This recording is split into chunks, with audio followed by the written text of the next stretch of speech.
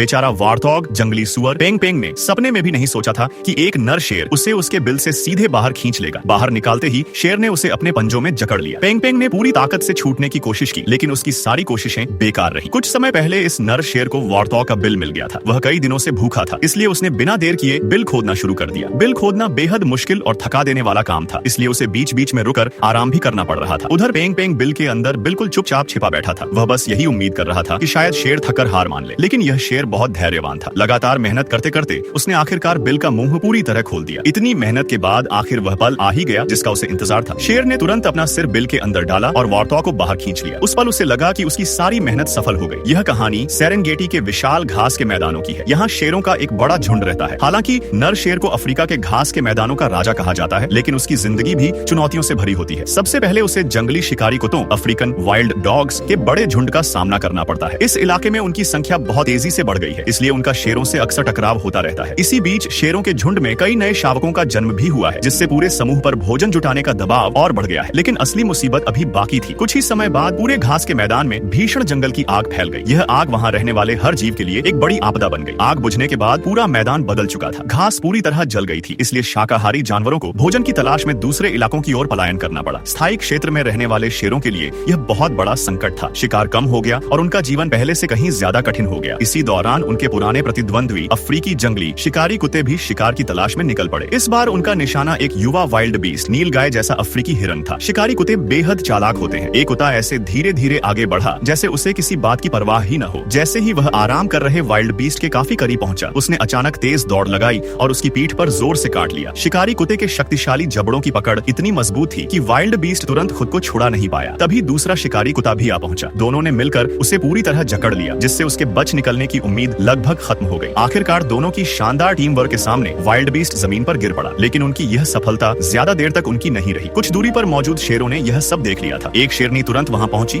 और बिना किसी झिझके शिकार पर अपना कब्जा जमाने लगी। दोनों पक्षों के बाकी सदस्य भी तेजी से वहां इकट्ठा होने लगे। जल्द ही 3 शेरनियां और 4 शिकारी कुत्ते आमने सामने खड़े थे। शुरुआत में शेरनियों का पलड़ा भारी था, क्योंकि वे आकार और ताकत में शिकारी कुत्तों से कहीं बड़ी थी। लेकिन तभी शिकारी कुत्तों ने अपने पूरे झुंड को बुला लिया। देखते ही देखते बड़ी संख्या में और शिकारी कुत्ते वहां पहुंच गए। संख्या में भारी बढ़त मिलने के बाद हालात पूरी तरह बदल गए। अब शेरनियों की ताकत भी कम पड़ गई। आखिरकार उन्हें शिकार छोड़कर वहां से पीछे हटना